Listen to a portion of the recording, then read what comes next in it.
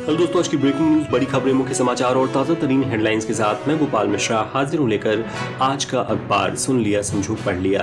दोस्तों, आज तारीख है 11 दिसंबर 2022 और दिन है रविवार।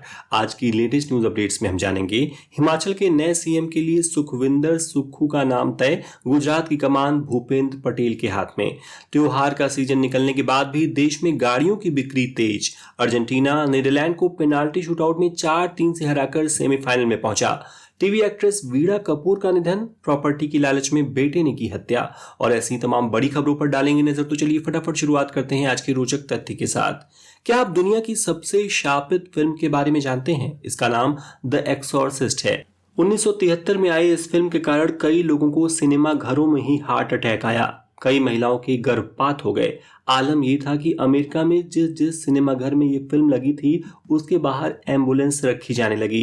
यहां तक कि इस फिल्म की मेकिंग के दौरान भी 20 लोगों की मौत हुई थी। एक बार सेट जला तो उसमें 9 लोगों की मौत हुई। पूरा सेट जल गया, लेकिन जिस कमरे में भूत वाले सीन शूट होने थे उस तक चिंगारी भी नहीं पहुंची। अब सुनते हैं देश दुनिया राजनीति की सभी बड़ी खबरें। हिमाचल प्रदेश में लंबी उठापटक के बाद मुख्यमंत्री के नाम की घोषणा हो गई। सुखविंदर सिंह सुक्खू राज्य के नए सीएम होंगे। शनिवार शाम कांग्रेस विधायक दल की बैठक में उनके नाम का ऐलान किया गया। उनके साथ प्रतिभा सिंह के खेमे से मुकेश अग्निहोत्री को डिप्टी सीएम बनाया गया है। रविवार को दोपहर 1:30 बजे वह रिज मैदान में शपथ लेंगे। उधर गुजरात के सीएम पद के लिए एक बार फिर से भूपेंद्र पटेल को चुना गया है। वे कल सोमवार को शपथ लेंगे। दोस्तों, आज का अखबार को अधिक से अधिक लोगों तक पहुंचाने में कृपया मेरी मदद करें और इस पॉडकास्ट को अपने व्हाट्सएप ग्रुप्स व अन्य सोशल मीडिया प्लेटफॉर्म्स पर जरूर शेयर करें। साथ ही यदि आपने अभी तक इस चैनल को सब्सक्राइब नहीं किया है तो प्लीज सब्सक्राइब कर बेल आइकन पर टैप कर दें। तो चलिए बढ़ते हैं अगली खबर की तरफ। आम आदमी पार्टी में शामिल होने के कुछ घंटों बाद ही दिल्ली कांग्रेस के उपाध्यक्ष अली मेहंदी और 2 नवनिर्वाचित पार्षद कांग्रेस में लौट आए हैं और खुद को गांधी परिवार का वफादार बताया है। उन्होंने माफी भी मांगी है। चीफ जस्टिस DY चंद्रचूड़ ने कहा कि न्यायपालिका को पॉक्सो एक्ट के तहत सहमति की उम्र कम करने को लेकर चल रही बहस पर ध्यान देना चाहिए। नई दिल्ली में protection of children from sexual offences यानी पॉक्सो एक्ट पर हुए कार्यक्रम में उन्होंने ये बात कही। गुजरात में मिली ऐतिहासिक जीत का फॉर्मूला बीजेपी राजस्थान में भी लागू करेगी। इस फॉर्मूले ने नेताओं की धड़कनें अभी से बढ़ा दी हैं। मौजूदा 71 में से 40 विधायकों के टिकट कटेंगे। साथ ही 200 में से 100 सीटों पर नए चेहरों को मौका मिलेगा। देश में बढ़ती जनसंख्या को लेकर बहस चल रही है। इस बीच गोरखपुर से भाजपा सांसद और एक्टर रवि किशन ने बढ़ती जनसंख्या का जिम्मेदार कांग्रेस को ठहराया है। उन्होंने कहा कि कांग्रेस अगर जनसंख्या नियंत्रण कानून बनाती तो मेरे 4 बच्चे नहीं होते। 4-4 बच्चे देखकर दुख होता है। पीएम मोदी के ड्रीम प्रोजेक्ट बुलेट ट्रेन की एक अड़चन शुक्रवार को दूर हो गई। बॉम्बे हाईकोर्ट ने मुंबई अहमदाबाद बुलेट ट्रेन परियोजना के लिए 21,997 मैनग्रोव पेड़ों को शर्त के साथ काटने की अनुमति दी है। शर्त यह है कि इस नुकसान की भरपाई के लिए 5 गुना पेड़ लगाने होंगे। तेलंगाना के रंगारेड्डी जिले में शुक्रवार को हैरान करने वाली घटना हुई। यहाँ शादी से इनकार करने पर 100 से ज्यादा लोग जबरन एक महिला डॉक्टर को उसके घर से उठाकर ले गए। 18 आरोपियों को पकड़ लिया गया है। महिला को घटना के 6 घंटे के अंदर रेस्क्यू कर लिया गया।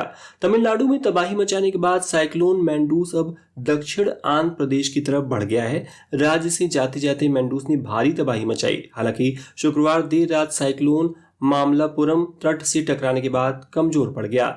जानी मानी मराठी लावड़ी गायिका पद्मश्री सुलोचना चौहान का शनिवार को मुंबई में 92 साल की उम्र में निधन हो गया। वे पिछले लंबे समय से बीमार थीं। मध्य प्रदेश के बैतूल में बोरवेल में फंसी 6 साल के बच्चे की मौत हो गई। 84 घंटे बाद बच्चे का शव बाहर निकाला गया। एनआईए ने कश्मीर के पुलवामा सहित कई शहरों में 4 आतंकवादियों के पोस्टर लगाए हैं, जिनमें आतंकियों के बारे में जानकारी देने पर 10 लाख का इनाम देने की बात कही गई है। सभी आतंकी जम्मू कश्मीर में लश्कर के TRF संगठन से जुड़े हैं। आपसी सहमति से तलाक की याचिका दाखिल करने के बाद 1 साल या उससे ज्यादा समय के लिए अलग रहने की शर्त को केरल हाईकोर्ट ने असंवैधानिक बताया है। कोर्ट का कहना है डाइवोर्स एक्ट का यह नियम लोगों के मौलिक अधिकारों का हनन है। दिल्ली में हवा की गुणवत्ता बहुत खराब श्रेणी में बनी हुई है। शनिवार सुबह लगभग 8:30 बजे AQI 337 दर्ज किया गया। फ्रांस के राष्ट्रपति इमैनुअल मैक्रों ने 18 से 25 साल के सभी युवाओं को फ्री में कॉन्डोम उपलब्ध कराने की घोषणा की है। जनवरी से फ्रांस के युवाओं को कॉन्डोम खरीदने के लिए पैसे नहीं देने होंगे।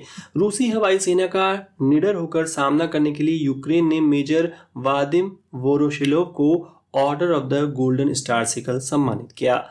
सऊदी अरब में दुनिया का सबसे बड़ा एयरपोर्ट बनने जा रहा है। ये भारत के इंदिरा गांधी इंटरनेशनल एयरपोर्ट से भी 3 गुना बड़ा होगा। अमेरिका ने कहा है कि भारत केवल अमेरिका का सहयोगी नहीं बल्कि एक बड़ी ताकत होगा। ये भी कहा कि भारत अमेरिका के द्विपक्षीय संबंधों में न केवल तेजी आई बल्कि ये रिश्ते भी बेहद मजबूत हुए हैं।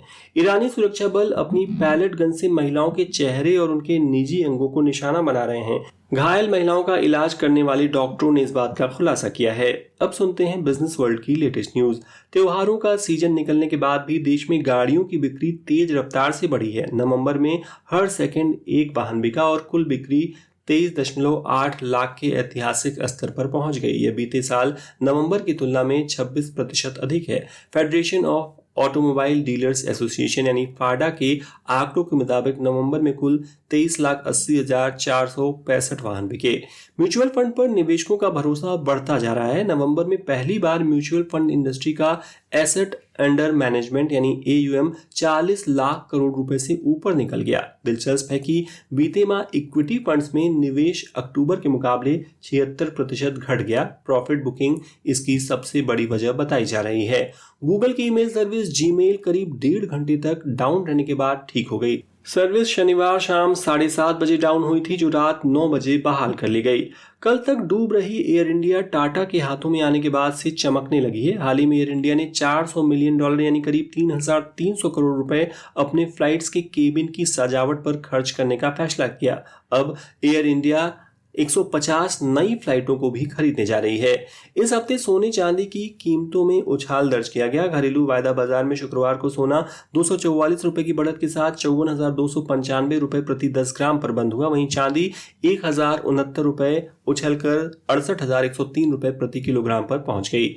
अब सुनते हैं खेल जगत के मुख्य समाचार। लगातार 2 मैच हारकर सीरीज पहले ही गंवा चुकी टीम इंडिया ने तीसरे वनडे में बांग्लादेश को 227 रन से हरा दिया। इसके साथ ही भारतीय टीम क्लीन स्वीप होने से बच गई है। वनडे क्रिकेट में रन के लिहाज से भारत की बांग्लादेश के ऊपर अब तक की सबसे बड़ी जीत है। बांग्लादेश ने टॉस जीतकर पहले फील्डिंग करने का फैसला किया। भारत ने man of the match Ishan Kishan 210 की डबल सेंचुरी और विराट कोहली 113 की 44वें वनडे शतक की मदद से 50 ओवर में 8 विकेट पर 409 रन बनाए।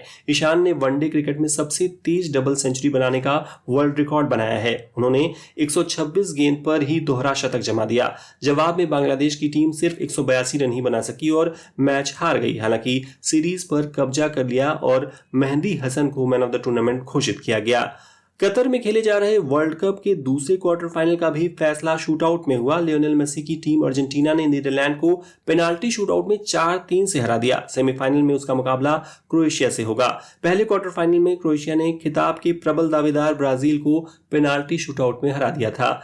कतर में LGBTQ समुदाय का समर्थन करते हुए रेनबो टी शर्ट पहनने के कारण हिरासत में लिए गए अमेरिकी पत्रकार ग्रांट वाहल की मौत हो गई है। ग्रांट वाहल शुक्रवार को अर्जेंटीना और नीदरलैंड का मैच कवर करने के दौरान स्टेडियम में गिर गए थे, जिसके बाद उन्हें मृत घोषित कर दिया गया। बांग्लादेश के खिलाफ 14 दिसंबर से शुरू हो रही टेस्ट सीरीज के लिए जयदेव उनादकट मोहम्मद शमी का स्थान लेंगे। 12 साल बाद टीम इंडिया में उनकी वापसी हो रही है। वहीं दूसरे वनडे मैच में चोटिल हुए कप्तान रोहित शर्मा पूरे दौरे से बाहर हो गए हैं। टेस्ट टीम में उनकी जगह अभिमन्यु ईश्वरन को शामिल कर लिया गया है। मुल्तान टेस्ट के दूसरे दिन इंग्लैंड ने पाकिस्तान को पहली पारी में 202 रन पर ऑल आउट कर दिया। इसके बाद इंग्लैंड ने स्टंप्स तक अपनी दूसरी पारी में 5 विकेट के नुकसान पर 202 रन बना लिए हैं। इंग्लैंड के पास इस समय 281 रनों की बढ़त है। ऑस्ट्रेलिया महिला टीम ने पहले T20 इंटरनेशनल में इंडियन विमेन टीम को 9 विकेट से हरा दिया। मुंबई के DY पाटिल स्टेडियम में 173 रन का टारगेट कंगारू टीम ने 18.1 ओवर में हासिल कर लिया।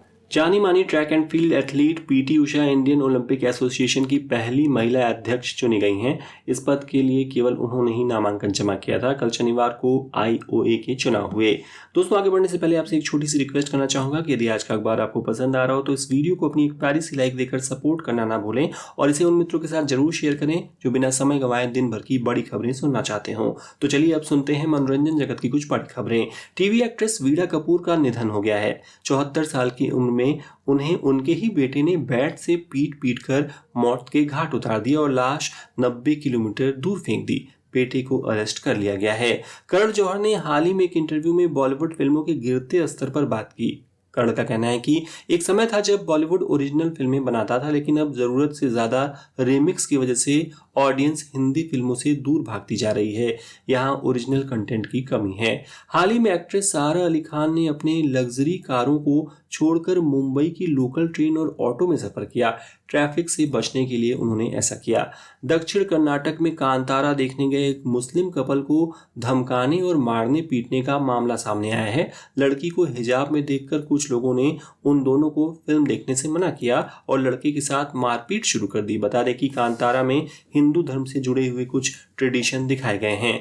और अब आज की रोचक खबर। शादी में शौहर अपनी बेगम को एक से बढ़कर एक तोहफा देता है, लेकिन पाकिस्तान के एक यूट्यूबर ने अपनी नई नवेली दुल्हन को कोई महंगी रिंग या ज्वेलरी नहीं बल्कि एक गधे का बच्चा यानी बेबी डॉन्की गिफ्ट किया। खास बात यह भी है कि गधे का यह बच्चा अकेला न रहे, इसलिए अजलान इस बेबी डॉन्की की मां को भी साथ ले आए। तो दोस्तों, ये हो गई आज के प्रमुख समाचार पत्रों में छपी ताजा तरीन खबरें। अब समय है कल पूछे गए प्रश्न का उत्तर देने का। कल मैंने पूछा था, अमेरिकी संसद ने हाल ही में कौन से बिल को मंजूरी दी है? समलैंगिक विवाह बिल, विदेश व्यापार बिल या फिर मुफ्त परिवहन बिल? सही जवाब है समलैंगिक विवाह बिल। जिन्होंने भी सही उत्तर दिया उन्हें बधाई। और अब आज का सवाल है कि तमिलनाडु में हाल ही में कौन से साइक्लोन ने भारी तबाही मचाई है?